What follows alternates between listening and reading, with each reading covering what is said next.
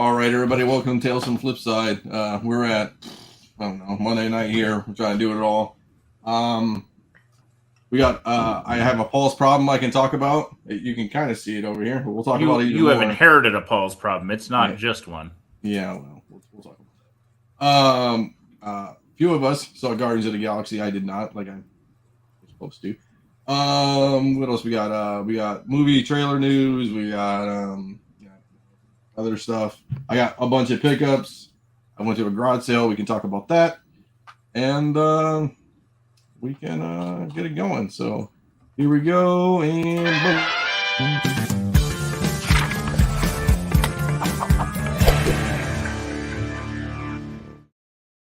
Yeah.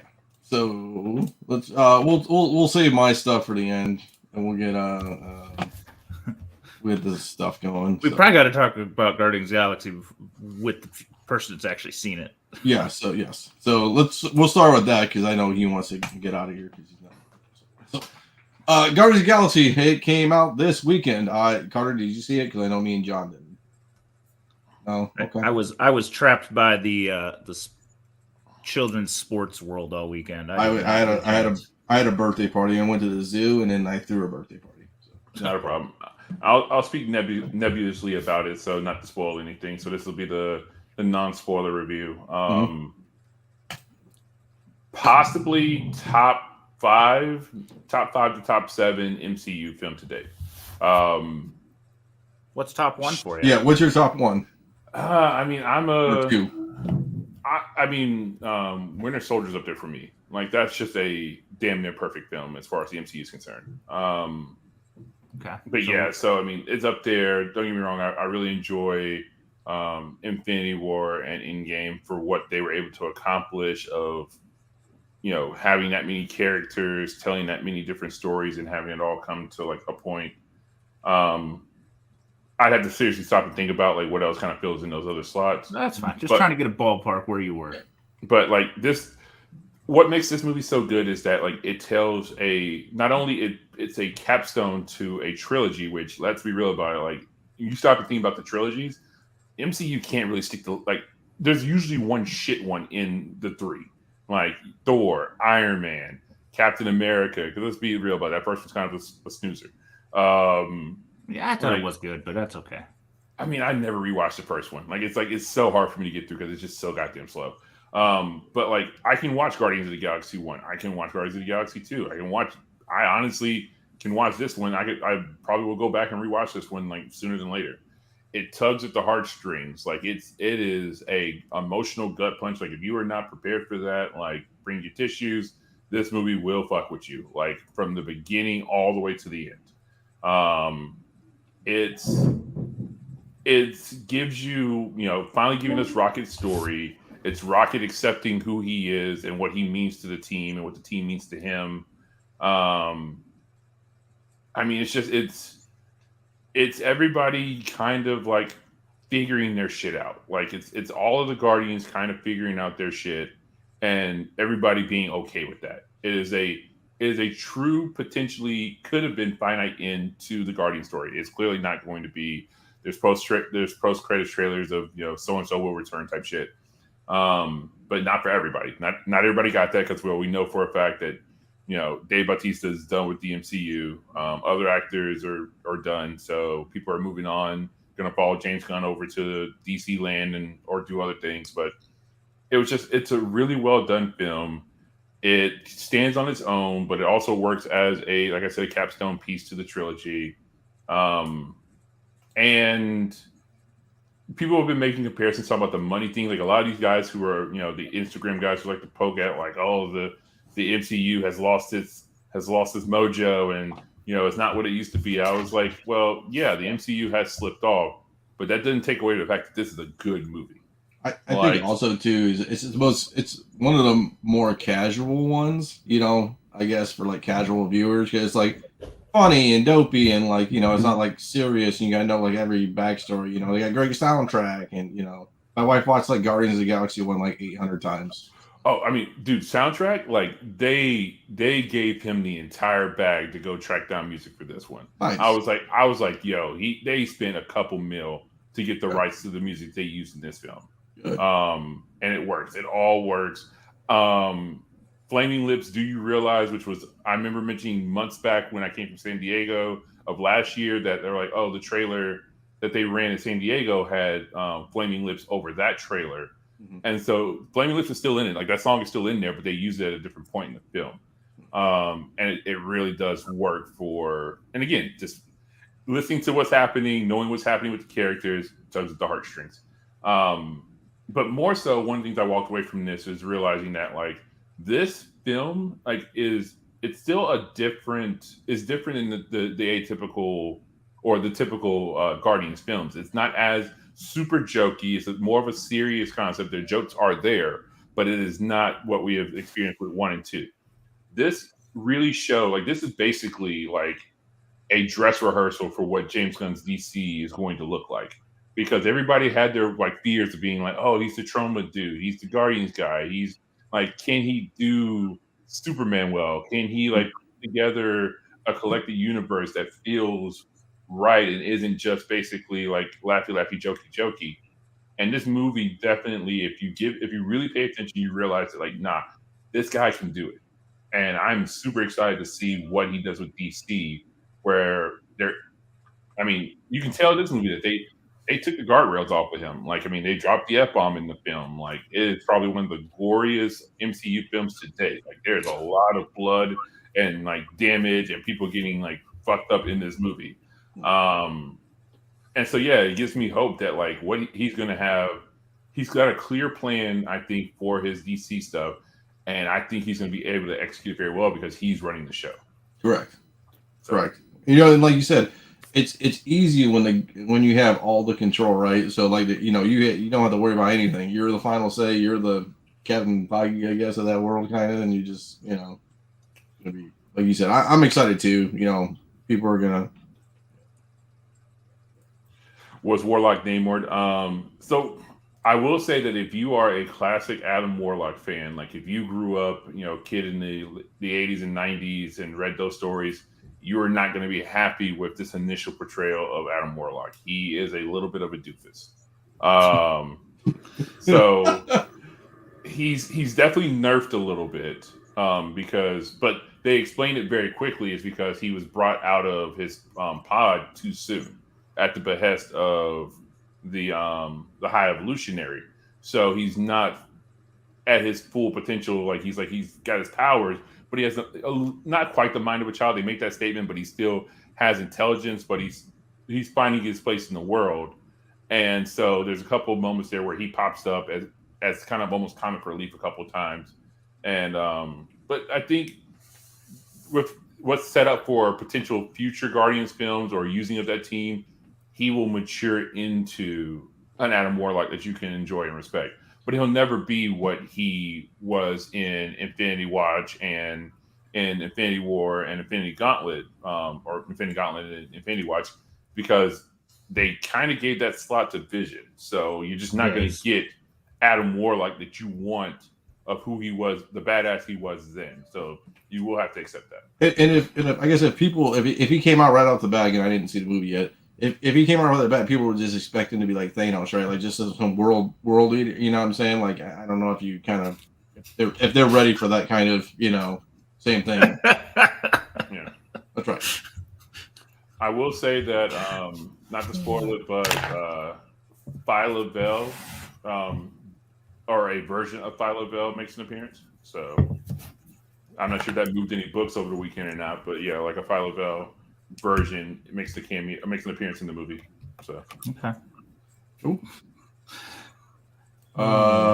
We got Blade paused again due to a writer's strike. I feel like this is like every bad thing happened is happening to Blade, right, wrong, or indifferent. So yeah, and people who have been cast have apparently the script has changed to the point where Aaron Pierre, I think his name was, who was supposed to be like the big baddie, got scrapped, and now they're apparently going the Lilith route, and that's who what's her name, Goff is playing apparently.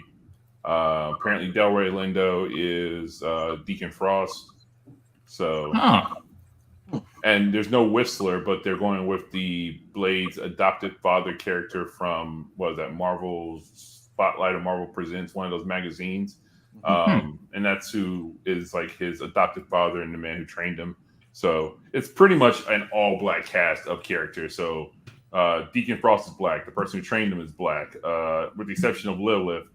She's like the only, I think, white person that I can think of that I've seen on the casting roster at this point.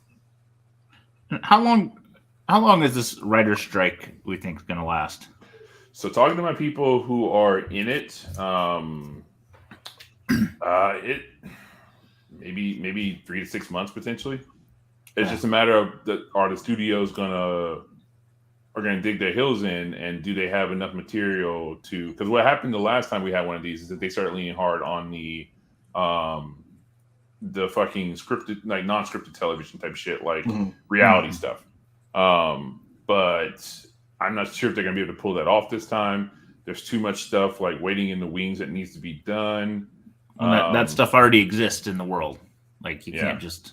I mean, you could make more, but it's already pretty diluted. Now is this all the streaming content too? Is that why it's so much debate? Because everybody's Hulu and Amazon Prime and all this other shit that comes out now. More what the issue is that the writers didn't have like a set pay scale like they were supposed to. Like almost everybody else in the industry does. Like, this is the living wage you will make for doing what you do. And the writers were on some weird shit, or where basically they're getting paid basically like consignment, like creators. So like they come, they pull scripts from a bullpen type situation, and you only get paid if your shit gets selected, even if you are like on like it's basically like being like a contractor versus being an employee of the company. Right. So you don't get paid unless you provide something that they use. So it's like wrestling. So like wrestlers get paid, but if you can sit at home and you don't get paid, if you show up, you get interesting. Yeah. So a lot of people are like, well, we can't survive like that if we're still actively in a writer's room. Like they're trying to do away with the writer's room is basically what happened. Like back in the day, if you were a part of the writer's room, you are part of Conan or whatever's writing team. And even if the shit that you didn't get selected didn't work for that night or that week, you were still part of the greater writer's room unless you were just no longer a member of the writer's room for that show. They're trying to do away with that and have people basically sit at home and just be like, just submit shit to a bucket. And if your thing's the thing we select out of the bucket, then you get paid and everybody else is fucked. Wow. And so, yeah, like they just have no protections. And the thing is too, like if you're not actively producing in that manner, I think it also messes with your health insurance and stuff like that from that perspective as well. Right. So it's just, but also a little inside baseball. We're probably, once this gets resolved, there's going to be a production folks strike coming right behind it. Oh, wow. Because they're also not getting what they feel. And it's funny because I was talking to one of my homeboys. He's like, I keep bitching. Like we need to get in the same cycle. We all need to strike together. Right. It's like, but we're always like they strike, and then we fucking show up like 6 months later, being like, "Oh, we need better wages or better working conditions." It's like the airport. It's like the pilots and then the docks, right? The pilots and the docks are never on the same page. So it's like the pilots finally get paid, and they drop their shit off at the docks, and docks like, "Yeah, we're gonna strike right now too." Yeah, so he was just like, he's like, don't be surprised if like fall this year, there's suddenly a production, folks like art departments and people like that suddenly go on strike like around like Thanksgiving. So I was like, jam up things. So what are their demands? Again, I think it's probably pay. Like I think like the issue is that the pay has not kept on track, right? Yeah, not even close. Like these motherfuckers still getting paid like it's the 1980s. From what I hear, like as far as like the writers are concerned, also like they truly like haven't had a pay increase or had their shit taken care of since the last time they had a strike, which was like 06, I think. Yeah, it was 06-ish. So yeah, it ain't changed. Yeah. Ain't nothing changed for them since 06. So yeah, and then whenever the production folks struck, like they had a strike last. So again, like all this shit gets like just frozen in time, and everybody gets fucked for it. Well, and it's going to be probably worse because there's not a lot of back. It's not a lot of back catalog coming because we're already just through a famine of the 2020 stuff. So yeah, like they don't have a lot to like clear out. Well, I mean, and this means they have all the leverage in the world because of the fact it's like you burn through your backlog. So now you got to get new material out there. People, otherwise nobody's paying that money for them streaming services. Oh yeah. So these guys never negotiated for themselves like an incremental increase over time. They do slightly, but no, not really. Because I don't know, like the inside baseball of it is definitely something that I need to get better at. Like, again, it's pocket watching to my friends and stuff. And I'm like, okay, that's your problem. But yeah, like it's like the only leverage they have is like we're just not gonna work no more. So like there's scale within the there's an established scale of like seniority. You can get this type of money. You can negotiate for yourself up to a point, but there's a cap. Like there's a ceiling that like unless you are like doing this type of work or you're running this type of show. But the issue is that like if again they do away with the writers' room, you become a at-will employee type of situation and you lose a lot of your protections. So Dune 2 official trailer came out, Dune Part 2, so it dropped. I didn't get a chance to see it. I like the first Dune, but this trailer's good. I mean, it's definitely going to be one of them IMAX, like all the sound effects, all of the visual type of situation, type of movie you definitely want to go see. Let's see what else I got here. I'll just go over this one because this one's terrible too. Gran Turismo came out. I was a Gran Turismo player on PlayStation. Was it the trailer or the movie? The trailer. The trailer came out, not the movie.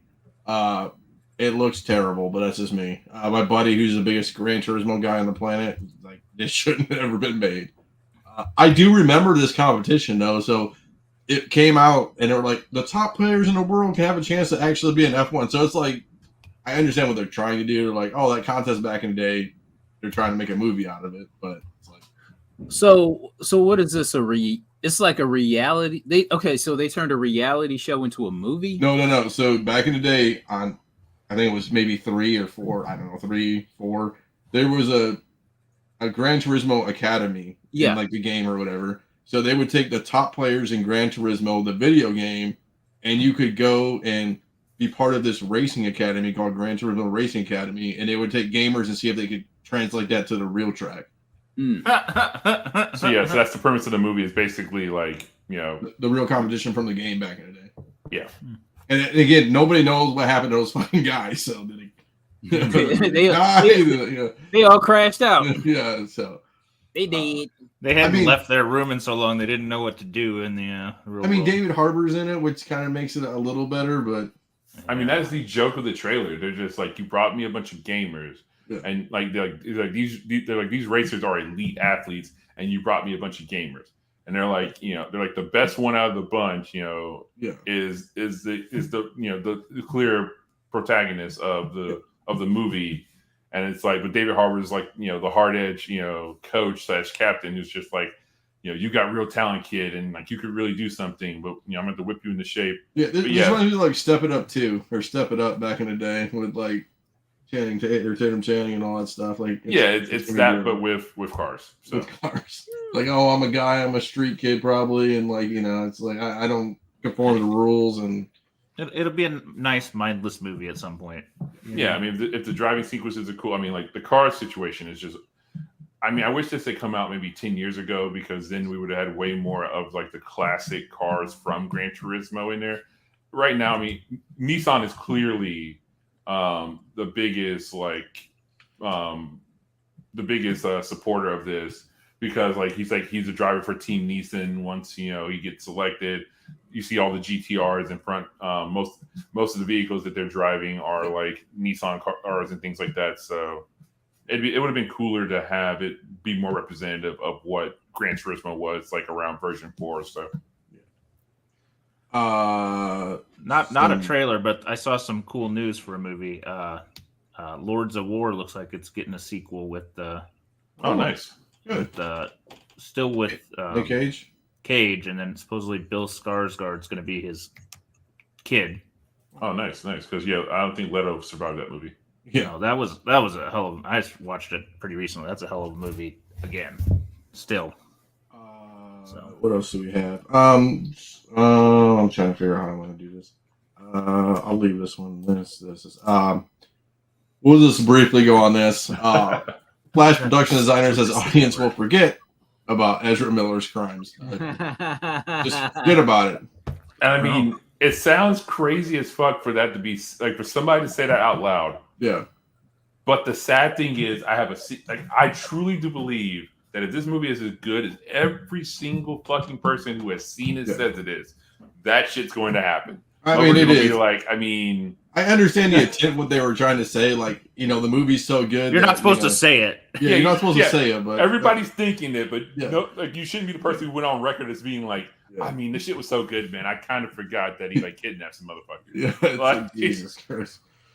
Yeah, so interesting. So that we'll see it. Like you said, everyone says it's the greatest movie ever. We're gonna see. Is this thing better win like 7 Oscars? I think it's. I get worried when DC's building this much hype, man. I know. I mean, even people who aren't being directly paid by DC to have nothing to really gain from they got flown out to go see it at a private screening and stuff, but they're in a position in Hollywood where they don't need DC, nor will they ever be in a DC movie, and motherfuckers are just this shit is next level. Like when Tom Cruise is just randomly just it's possibly one of the best movies I've ever seen, and I'm just jeez, had no reason to that's say high praise for a man that just lives who on just crazy. made one of the biggest blockbusters of the last 10 years. It's just this shit is good. I'm just it probably is that goddamn good. If Tom Cruise is jumping out the window being yeah, it's that fucking good. Chris is God damn it. If nothing else, at least it's going to be visually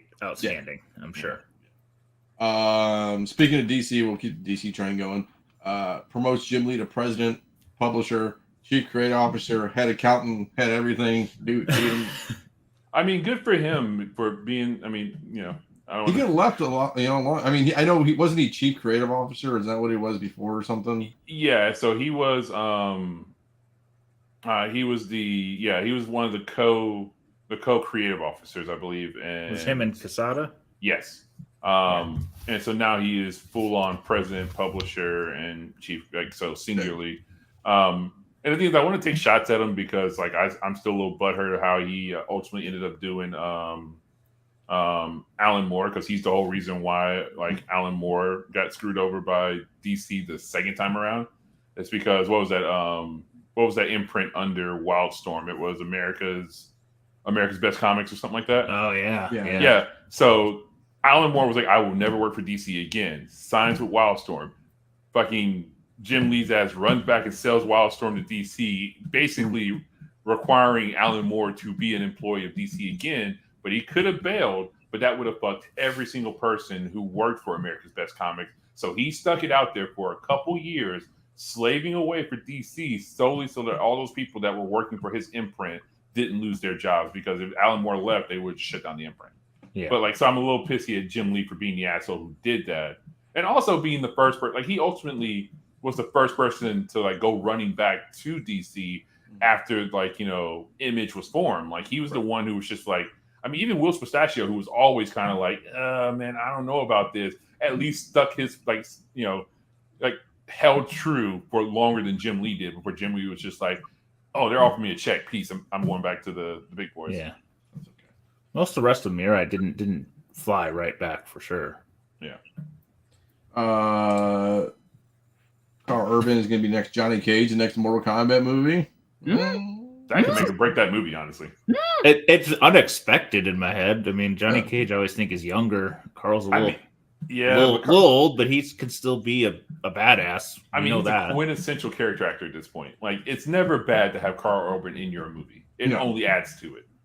No, I don't disagree. I'm my vision of Johnny Cage has to adapt. Yeah. I mean, every time you see him previously, he's a douche. True, and I mean, he still can be a douche. I mean, let's be Butcher's not a cool guy. But now, I mean, and again, I've actually played Mortal Kombat all the way to the most current one. I mean, he's got his daughter now in the goddamn series, so Johnny's in his fucking 50s. So it does actually work at this point, because his daughter's in her 20s and is a fighter in the game now. So, that first movie was pretty respectable. Yeah. Except then they killed him off in the second one because they didn't want to pay him. So. I meant the first one of this run. Oh, the first one of this run. Oh, okay. Yeah, it wasn't bad. I got my opinions, but I'll keep myself. It was better than I expected. Let's go with that. I honestly 2020. I expected better out of James Wan. James Wan, who had not let me down with the Conjuring franchise at all, and honestly managed to make us give a shit about Aquaman. Mm-hmm. I was like, hell yeah, a James Wan supposedly game accurate Mortal Kombat, and then I was like, and once again, Goro died within 5 minutes of being on screen. I'm like, what the? Why? Just do the game. The story is so good at this point now in the game that you could just do the game and it would be fine. It's fair. I don't know. I thought it was better. I went in thinking it was going to be trash. So, what year did that Mortal Kombat movie come out? The more recent 2020, 2021, I think, somewhere in that range. Dang! Then the special effects, could have propped up Goro. That wasn't right. Yeah, that was. I'll give you that was a dumb move, but what are you going to do? I saw this on TMZ of all sources, so I won't. So they're saying Guardians of the Galaxy. Help me on this one. Chukwudi Owuji, Nigerian. Yeah, floated as a replacement for Jonathan Majors. Twitter loves the idea, so let's go to Twitter. What's Twitter say on the board? I honestly wouldn't be upset about this because, don't get me wrong, I enjoyed Jonathan Majors' Kang, but having read, Avengers Forever and all the other Kang stuff and the more modern Kang stuff and what Kang thinks of himself, his portrayal of the High Evolutionary actually was more in line with what you had comic book accurate Kang. So that's one thing I will say about that. Like, he was phenomenal. You just chewing up the goddamn scenery. I mean, on some Jack Nicholson fucking Joker type shit. It's just like wasn't overused. The movie again was not because let's be real about it. Ant-Man 3 was just basically a Kang vehicle. You were just waiting for him to be back on the screen. When the High Evolutionary was on screen, you enjoyed it, you loved it, you wanted to see him lose, but it didn't detract from it was still able to be a greater Guardians film, a greater Rocket film. So he was a great compliment to the rest of the cast. And just that portrayal was like one of the ways I heard it described, and I like to use this example is high theater. So basically like borderline Shakespearean, like puffed out chest, like I'm old school Hunter Hearst Helmsley. Yes. That type of, or like the British Bulldog, like those old 90s wrestlers who had that like regalia to them type of approach to how they, old Lex Luger. Like, that's what a High Evolutionary felt like when he showed up on the screen. You're just like William Regal, like he's better than everybody else. Exactly. It's like, you pompous asshole. Like that is, and I think honestly that falls more in line with a Kang who's just like, I am the most brilliant individual in all of time. I'm the one who should be dictating how this shit should go. Because again, the High Evolutionary is just like, oh, you are all fucking flawed. I can make you so much better. Like, let me do my thing. And so, I think if that does happen and he brings some of that to, I mean, who knows? I doubt it seriously would. But if Marvel is listening and they do end up doing this, I think this can actually salvage it. Like, really. Okay. Interesting. So we'll see. I just brought it out there for people. So, if you're interested, Cassandra Peterson is going to do a signing. So get your Elvira books out there. All about this. I gotta look her up. How old is she? Oh man, she's got to be in her 70s at this point. Yeah, she's not young. No, she's not young. Yeah. But everything's bolt on though, so it's all held up pretty well. Yeah. She is 71 years young. Wow. Yeah. I mean, she was in her knocking on 40, if not 40. No, fuck that. She was in her 40s when Elvira's Mistress of the Dark came out. Like, she started doing her thing in the 70s. That's when she was in Playboy, I'm pretty sure. It was in like the late 70s, early 80s. And she was like late 20s, early 30s then. Yeah. It's been a long time. Yeah, she's holding it together. We got bigger news for people like Paul. CBCS is announcing comic magazines and grading now live. So, they're specific on their wording of comic magazines. Does that mean they're not dabbling in the other magazine world? I think they're just appeasing the market of comics. I think they would. I don't know. I think they would take other magazines. So they say are comic holders for magazine-sized books. So maybe magazines can be sent. Who knows? Yeah, just how they worded it was very specific to me, and I just was curious. I guess nobody's probably really dug into it, but if you want to get your books somewhat faster in a year, this might be a chance. yeah, right. They're saying, I think Rick was saying, what, 20-day turnarounds? 25-day turnarounds? Well, they're probably not sitting on 1 million copies of the fucking Ronin books. I think that is what has killed it. Like, just, you know, they didn't move that kind of volume, and then people sent every fucking comic and cover of Ronin in, and boom. And, you know, you're seeing some of the other non-comic stuff get graded more and more. I want to send in my WrestleMania 3 program because it's like magazine size from the back in the day. That'd be sweet. But I don't. To be honest, I didn't even look at it. I know it's not a 9.8, but who gives a shit? I mean, it's from the 80s, 90s. I don't know. I'm of the point I'm not grading things just to grade them at this point. I only grade them if I plan on doing something with them. I'm just gonna hold it forever until I die and then be buried with it. Okay. I didn't really take a picture. How am I gonna do this? I guess I can do it for pickups. I guess. Because of Paul's. You can do the Paul's problem for pickups. Yeah, because I can show everybody. So I'll just do that. All right, I'll let you prep. I'll work my market report here. Yeah. Well, I'm good to go. I was just figuring out what's the best way to. I think pickups can be a little longer. So. All right. Let's start with the big boy. This is an odd duck listing. It is a AF-15. Slab is incomplete. Spine is split. But Blizzard sold it with a centerfold to an AF-15 graded by CGC. Saying, well, it sort of could be complete if you chose to do that. So it got an interesting price point for it. And that's a blue label, right? Yeah, because you can be incomplete and be blue. Yeah, I get it. It's just a lot of fucking writing on that underneath that thing. Oh, yeah. So 2023 high for an incomplete 0.5 is 16K. Low is 9K. So it's kind of hit the middle. 2020, this book was 9K to 7K. There actually weren't any sales that I found between then and there in this grade, but the 0.5s have like 72 fucking listings. So it gets a little dicey. 19, you could have got this for 6K. And just if you ever wanted to know, if you go all the way back to 2008, you could have picked it up for under $1,000. Wow. So that was interesting. And a partner for it. This one is missing a page as well of the ASM 1, also a blue label. So if you were looking to get a pair, this would have been your day. I mean, for 3,615, that seems like a deal to me because if it's a page, I see a lot of people selling ASM 1 pages, so it's not like it's somebody's probably going to tear it apart, which is fucking annoying.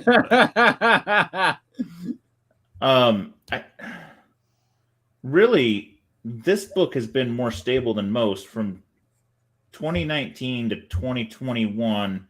It sold anywhere from like 3,300 highs to, mid to low twos for that whole stretch. It didn't jump up until 2022. It had a couple big sales up to 7K, and now it's kind of trended back down into this high twos up to low four. So this was a pretty good price one. It is a nice looking cover and copy. So I don't know. I wish I had hold my purple label 5 for a little longer. I'd let go just a tad too soon. So let's see. This one was just for leg. He didn't show up, but I always like to grab the werewolf covers for him when I see him. Yeah, respectable. This is actually the werewolf I could see leg being with the suit and the green jacket. And it's a standard mag. Standards are hard, man. Standards not they're not as common as others. They're not as gory though either. Correct. I don't know. I hit a mix of nostalgia here this time. Just what popped up. Just checking in on this book because I happen to see it. The high of all time was 1425 on one of these bad boys. So you're at pretty low. This is actually back probably 2019 pricing, 2018 even, when the rumors just kind of started to flow. 2022, it went from 1,100 down to 350, so it's kind of been trending about the same as the end of 2022. I sent you this. This was just a cool one. Was a Mexican edition. Did you win it? No. Oh, I didn't know you went on it. No, I haven't. I'm conserving funds right now. I'm not sure what I want to do with those funds, but I'm conserving. Understandable. Another Clone Wars just showing it. You know, a lot of them selling right now. A lot of them moving. Considering there's only freaking that so few of them, there are a lot selling. This is we talked about Blade Runner. You know, the comic's kind of not that cool looking, and the magazine version was considerably nicer. This cover for the Dune Super Special is gorgeous, with the the bright sky and all that. Apparently, there's only 4 9/8 on the census. I didn't confirm it, but I assumed they weren't lying too much. I will confirm it while you. I just thought that was a gorgeous looking book, man. If you're a Dune fan, man, that is nice. Interesting. So I don't know. I just thought it was pretty and a nice price. It's expensive, but if you're a Dune fan and that's your thing, that's a display piece, you know? And that's what, 36 you said? Yeah. Did those usually have barcodes on them? Do you know? I think most of the magazines would have, right? They were all he is telling you there's 4 9/8. Okay. Good. I guess I've never seen a magazine with the black line.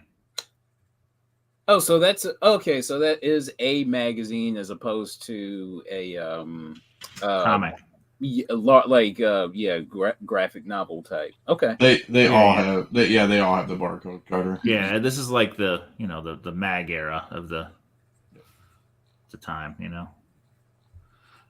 Here's another weird one I don't see that often. It sells more than I guess I think it. I was surprised to see how many sales there were. This is the first comic appearance of Buffy, Vampire Slayer. 3 sales already this year, between 350 and 217. It's been pretty steady. Back in 2021, it did peak up around 550, but it seems to sell in that 200 to 300 range. There are 207 graded 92 9/8. So it's one of those sleeper books that if she gets revived, maybe get some more interest. Speaking of Adam Warlock, this was a higher grade one. I just kind of wanted to peek at it. Really, it's up a bit from its low this year, which was 600. Its high this year was $1,000. All-time high for this grade was actually in 2021 for a little over $2,000. So we should make a mental note and look at this in a month. I kind of might want to revisit them. I thought they were interesting. Side note, I got another one from that genre. The Thor with the High Evolutionary. Similar trajectory, except high this year was 950, low was 700. So this was kind of the low, but there's not been as many. High all time was 2,200, so similar price point. The difference is this one in 2018 was like a $200 book in 9/8, 250. So it had a bigger jump since Fantastic Four 67 has been a bit of a book for a while. Of all the kind of like cartoon adaptions, this is one I don't see much of. The Real Ghostbusters 198. There is also a newsstand, FYI. There are 222 in the census, 31 9/8s, 43 9/6s. This year, there's been 3 9/8 sales. This one at 5, one at 360. I'm sorry, this is a 361. There was one at 500, and there was a newsstand at 599. Prior to that, the last sale of a 9/8 was 399 in 2020, and prior to that was 2017 for like $94. So it's not the most common of books floating around. And I don't see anyone really ever talk much about it. I don't. Yeah, this is the first time I've seen this book. I don't think it gets associated with the franchise as much. It's also the Now Comic Company, which is, I mean, who's really digging for Ghostbusters too? I mean, I don't even know if those get put in long boxes. They're probably, if they exist, they're in the back rooms that only Carter makes it to. Not me.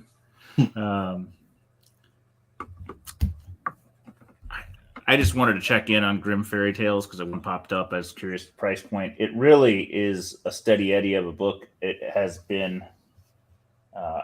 as far back as 2015. It went for $515, but it tends to float in the 250 to 300 range. It has creeped up a few times to the high threes, but people love their tits and ass. But it's not keeping up with inflation. That's for sure. Remember when Zenoscope had was it Art Germs and all that other stuff? J. Scott Campbell covers. Everybody's like, we're gonna get those. I just kind of skipped it. This is just a cool book with Looney Tunes. Just cool if you're a fan. Looks nice for the grade of a good minus. So I don't see this one very often. This was one that just freaking amused me. You love a good octopus killing somebody cover. $300 was actually surprising for me, but I guess it is a very fine type grade. Street and Smith, that's hard to find, kind of super. Yeah, that stuff is pretty rare. So, in grade, I don't think I would buy it for that price, but I do enjoy somebody who is fiending over finishing their collection. Tim Holt. This is a fairly famous one for the. Oh my gosh! I saw the cover list. I was about to faint. Yeah, me too. I was like, I saw the same thing when you posted. I'm like, $202. Like, fuck, I would have bought it. Yeah, it's coverless with a repo cover for the Zodiac Killer kind of reference. This is a book that our buddy would get hugely behind. I'm sure he's been looking for one. If he doesn't have one, I don't think he has it. He loves his serial killer history type books. This is one that kind of wrecked my day. Not because it sold, but there have been 4 sales for 9/8 of Teen Titans Go. This is the original 2004 series that kind of fits the original cartoon of Teen Titans. And then, there's the more recent one, which is the Teen Titans Go. Side note, the volume 2 has has 4 9/8, 7 total graded, none sold in GPA. So whoever's got those 9/8 is not selling. I don't know if nobody's grading, I guess, or what. I would like to get a 9/8 of that book. I haven't come across one in the wild yet. But what ruined my day is there was a 9/9 that sold this year. There is 199 that sold for $1,500. I probably would have ponied up the money for the 9/9 on this one just for my obsessiveness. So Paul's not here, but there was a lot of turtle books floating around this week. 2 copies of Turtle Mania, the white edition, sold. A 9/8 and a 9/6. I don't usually see them flying like that. For those that don't know, this is a kind of a promotional book. It was put together by Metropolis Comics. Eastman donated art and things, and it's got some other characters like Flaming Carrot and Cerebus in it. There is the original white copy. There is a silver copy limited to 100. And then there's the ultra rare gold, which has 10. All of them have a sketch from Eastman on the back. One of those sold for $58K in 9/8 a couple years back. Maybe it was 2018, maybe 2018. It was a bit ago. So big money on that one. These are a little more common. I could not find an exact print run on them. But 9/8s have been selling for $1,800 range since 2021. The 9/6 is pretty much in line. It's been anywhere from $850 to $1,000. So this is actually a tad under usual. So it's a nice pickup for somebody. While we're on the Titan or Turtles theme, this is one that I don't see talked about a lot. This is TNMT 1. Street Collectors Edition, the Fan Club comic. So this is actually not a TNMT 1 reprint. It's a 8-page or 6-page mini comic. If you signed up for the fan club, which existed from 97 to 92, the membership came in the toy boxes, also some promo stuff, and some of the comics. You could get a membership with a bandana, a sticker, a membership card, and this comic. So it was a mail-in one. It was a promo. Tough thing to find. I hope Paul got this. Was he looking at it? I don't know. I just hope he got it for $300. That seems decent. Yeah, I think it's a. I don't know why I didn't look the census up on this one. I just got distracted, I think. So, but it's an odd duck, and I think it's one of those kind of cool pieces of history if you had one. So, I think I skipped one other book up here.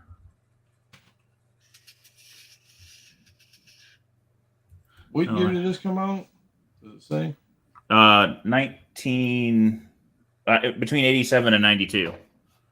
They said they're not real clear on what's going on there. It's got a hybrid story between the cartoon stuff and the original comics, because April O'Neil is in it as a reporter, but it's the Purple Dragon Gang versus the Foot Soldiers, and they said it's kind of a hodgepodge. They don't even know who drew it. Potentially Eastman, but maybe not. So, it did have a nice Baker cover I hadn't seen before. Thought that was cool. No, they say tough cover. I think they're all tough covers. So, just had a vibe of a pissed off housewife. So, I liked that one. Only because we were talking about it today. This is the Wiz Comic 154. Next to last issue. I like to think the villain kind of looks like some social media comic promoter who's, we won't name. Just gives me that vibe. So that's it. I can't find it. There's so many different ones on here. What are you trying to find? Just the census numbers. Oh, right here. 1698s. Okay. For the collector's edition. I did not get any pickups. Like I said, I am being conservative right now. Carter, you being conservative too? You got pickups? Kinda, yeah. Oh, well, VHS, that means. Catch me next week. Okay. So I picked up a bunch of shit because I'm an animal. So let's move this. So this is Paul shit over here. This is Paul shit over here. There's Paul shit in my closet. I'm gonna try to sell this fucking thing whenever I get a chance to. Hopefully comes by Wednesday or Thursday and gets it out of my house. And I'll just show what kind of stuff's in here. Let's just grab this box. He said, I can sell some comics, Paul, and guess what he sends? Some fucking toys. Mobile Suit Gundam stuff? Goddamn, Paul. Yeah, I don't even know, dude. He's a good guy, though, so I don't really. I know, but man. I told him I'd make it happen because that's what kind of guy I am. He did price everything kind of for me, so that's kind of nice. So, kind of helped me. You're gonna try and sell it to your guy that's been buying stuff from you? Yeah. Well, he's interested. He'll buy it. I got him in the kill. Once he comes in this office, it's a kill zone, just like Indiana. It was IndieCon this weekend. I didn't get to go. Yeah, I saw our boy JB was there, John Brown. Yeah, I meant to ask him how it went. It didn't look that great, but I don't know. It was a cluster in town. They had the mini marathon going on, and it was just a busy weekend. So I was perusing through Paul's comics. I just picked up, Scotty Young stuff because I was like, my wife's a big, Scotty Young person, so nothing crazy. Okay. I picked up this Dan Parent Charlie Brown Christmas because style, nice but it's in RC style. Yeah. I like that one. So and it's signed. That is a cool book. I like it. Paul was pissed that Dan Parent signed all his books. I can't fucking grade these.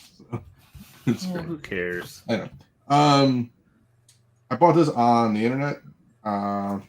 Little Adventures of Rex, the Wonder Dog. Okay. Number 5. 4 is the first issue of Detective Chimp. Chimp. Yeah, that's Yeah. a bitch.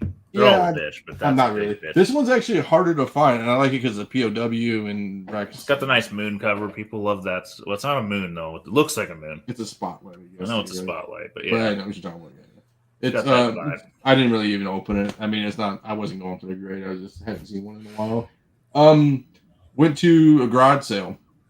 A comic Funko Pop, a bunch of other stuff. And so I walked up. This guy had like a Spice Rack style kind of hanging up on his stuff. I go, father and son. I go, how long you guys been doing it? He goes, 2 years. I'm like, oh, that's cool. And just something to bond over. I'm like, oh, that's cool. Guy had a New Mutants 98 newsstand maybe. He had an ASM 300 9.2 CGC. Wanted 1,500 for the 9.2, which is way out of the ballpark. Wanted 4 stacks for the 98, which I get. I mean, yeah, it's not far. It's a freaking garage sale. Hey, I get it. You're not gonna let the cheaps. You're not gonna let the good stuff go cheap, mind you. If you're gonna sell it, you're gonna have to haggle a bit. He had long boxes of stuff, and it wasn't anything great in there. So he had other slabs, so I bought these 2 slabs. And some other guy brought a bunch of slabs. Did you buy a 7.5 Gambit? Yes, I had to upgrade. I bought this book. I'll tell you what I paid for them too. I don't care. Little Street Sharks #1. Oh yeah. I heard this wasn't pressed. It looks good too. Like, I don't know why they gave it a 9.2. I don't see any there's no spine ticks on it. There's nothing. So I bought it for $130. I mean, who cares? I bought this book. So I text Leg and Leg didn't get back to me. So he originally had it for $400, and I was like, I don't know, dude. And then so I haggled him down. I was like, let's look on eBay, yada yada yada. Little Master Universe. Okay, it's a nice looking book. Yeah. I paid $250 for it or something. I mean, is that a graham cracker? No, it's just a regular, but it's tough to find. It's got the black cover, purple. That's what Leg was saying too. Black cover, it's got Invincible on the back. He had it at $400. We looked on eBay. He goes, well, I got to be cheaper than eBay. So, if nothing else, I bet Leg might need it. Leg already has one. I asked him. All right. Did he have a digital card read? No, it was just cash. I just gave him cash. I don't care. And then what else did I do? I bought some BCW boxes. They actually come in. The They come in colors red now, actually. like They're the jacket. Yeah, like the jacket. So. Very nice. What else did I pick up? Just a bunch. If you need some toys, I'm your guy. Got a lot of NECA right now. Yeah, I might steal some stuff. Oh, I gotta show this off. I haven't bought it, but I'm gonna buy him anyways. Because I told Paul I was gonna buy him because that's what kind of guy I am. I like how he's talking and forgets there's a mic. Forgot he's not mic'd up. I always appreciate the sound. I have 17 boxes, you guys. You guys are gonna lose your mind. 17 boxes of fucking toys. I should have you come up, Carter. You can just buy all this stuff. No, Carter's like, I don't pay that much for that shit. Yeah, it's. So this is a cool one. I'm gonna buy these from Paul so I can open these up. Well, I'm not gonna open them. But Oh my god! my wife. This is for my wife. I can only imagine how much time Paul spent packing those. He actually did a good job. He didn't. I'm spend sure that he much did. time. He loves packing shit. Yeah. Remember, he used to line haul stuff to England. Yeah, we know. If I trust Paul to do anything, it's pack things well. Okay, so my wife, my glorious wife, I said I showed her these, and she gave me the look, and I knew it was already done. We all know that look. Got some horror stuff. Yeah. Oh yeah. Okay. Well, Freddy Krueger, Robert Englund signed Funko Pop. All right. We got a Michael Myers, and we got a Jason Voorhees. So, Yeah, your wife needed those. yeah, right. I mean, You got the trifecta. yeah. So he's giving me a good deal, I guess. Well, I hope he is. I don't know. Is there a Leatherface Funko Pop? Believe so. I don't think it's in that. I don't think it's in that series. They might have had to negotiate the rights later. So, I will do this for everybody just so we can see it. This is just on Amazon. Huh. $15. Is that a different series? Yeah, it's from Texas Chainsaw. No, I just meant like the run. Yeah, probably. Oh, this is I don't know, dude. Yeah, I'm not the Funko Pop guy. I don't know enough about it. He's so cute. Yeah. What else did I do? I don't know, boys. It's just a hodgepodge of stuff. There's some cool stuff in here. He did. Some of the shit's not open. I hate to open it. Yeah, I mean, Paul has good taste to a degree in toys. He doesn't buy he buys stuff he knows has a chance to go up. Just always a gamble. Yeah, so this is just some cool shit. I'll just show off for Paul so Paul can flex on people. Little Gargoyle's Goliath Ultimate action figure, I guess. When you open it up. I don't know. I just am not an action figure guy. I'm just not that guy. My wife's a fan of Pops. I see people in the comments right there. Tony, I own 2 Pops, and that's it, and that's all I plan on owning. And I got a my kids Macho have Man. some. I got a Macho Man Savage one, which is kind of dope. I might steal one of these from. I'm going to talk to him. I might steal one of these. Little 112 Wolverine because he has 2 of these bad boys. Well, I might steal one of these. Carter, you think I should open it up? I don't know. No. No, you should not. Okay, so I might steal one of these. Don't tell Paul. He won't know. What else I got? I don't know. Just more Funko Pops. Golden Girl Funko Pops. Remember all these he bought back in the day? People know who's mine. So he was on a big kick for all these frame stuff. Is that Mondo? No, I don't know, dude. How about this one? A little Oh yeah. Yeah, that's cool. Yeah, He got that at Indy, I think. Yeah, I don't know. So I'm gonna we're gonna make it happen. He has some CGC books in here. Nothing crazy. It's not like he's No, he's not liquidating his turtles and stuff. He's just No. He told me he might have another round for me, just half the amount, which isn't terrible. I told the guy, hey man, if this goes well, I got another round. He's all good about it. He's cool. Hopefully coming Wednesday or Thursday. So. Well, you got to report to us next week how that goes. Yeah, I'm just afraid I gotta lug this shit back out of my basement. Yeah, you should have kept it upstairs. Yeah, but then the kid, I had the birthday party, so the kids. Oh yeah, that's not I bought bags and boards. I called myself and I forgot I set my bags when BCW delivered all that fucking shit on my driveway. I put my bags on top of a different area in my shed and I forgot, and I had to mail fucking a bag of things to Paul. Which isn't the end of the world. Oh Jesus, that sucks. But no, Paul was great. Hopefully he comes back up and spend some time at the lake with the kiddos and do all that good stuff. What else is going on? That's it. I don't know. I gotta watch wrestling. I didn't get a chance to watch the Backlash. Gotta watch the Backlash because me and Carter are going to SummerSlam in August here, so I gotta stay up to date on what's going on. I gotta figure out what I'm gonna wear. Oh, so I wore a Roosevelt's. I'm gonna wear my Roosevelt shirt from. So maybe they'll give me a sponsorship. I shot them on Instagram. They told me. I don't know if I just wear regular stuff or wear like something bright. So and just in case I'm gonna try to get my tattoo before then too. We'll see if it works or not. I don't know.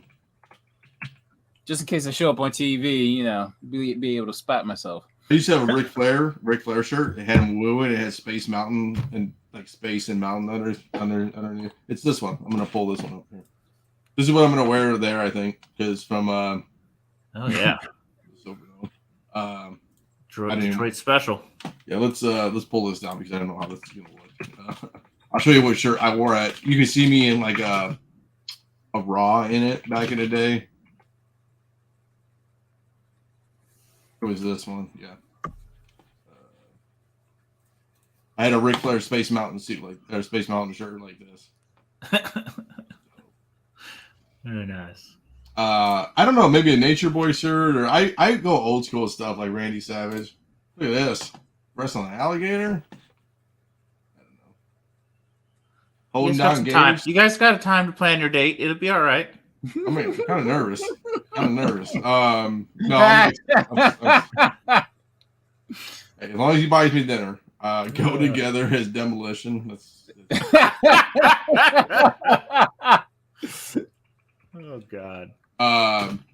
So I've been telling a lot of people. I've been trying to get a tattoo kind of idea. So I'm gonna get iconic things of like gimmicks, I guess you would call it. Different stuff. So like the spiked shoulder pads and like other things. Maybe like Hulk Hogan's bandana, the Andre the Giant Siglet, just on my forearms, just different people. It could be cool. You get the right guy. Yeah. So we'll see. Maybe a brain for Bobby the Brain, a little Texas rattlesnake action. We'll figure it out. So we're All right. super pumped. I heard Bad Bunny did great. It was in Puerto Rico for people who don't watch wrestling. It was in Puerto Rico. The crowd was on fire the whole night. I heard. So. I legit thought he was gonna get crippled. But yeah. So people who don't understand who Bad Bunny is a Puerto Rican musician, Grammy megastar. Megastar from what I hear. yeah. I'm not in that either. I thought about going with Brutus the Barber for Clippers, but I'm like, he wasn't. Is he on your pantheon of great wrestlers? Because I mean, he had a good gimmick, but he didn't. He had a gimmick. Yeah, he didn't do funny. The funny thing about Brutus, like I remember his gimmick before the barber, before he cut like the guy's hair for the first time. So when he stayed with the gimmick, that was weird to me. So I don't know if I'm gonna get kicked off of YouTube, but it's fine. So what I remember from Brutus the Barber BK, it's seared in my mind like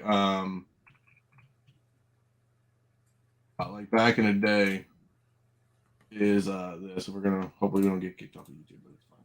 It's like we make money anyways. It was like this segment.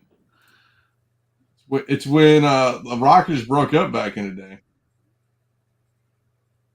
That mullet. Yeah, look at that sexiness. Look at all the mullets. It's all mullets. A lot of testosterone and a lot of mullets. So like,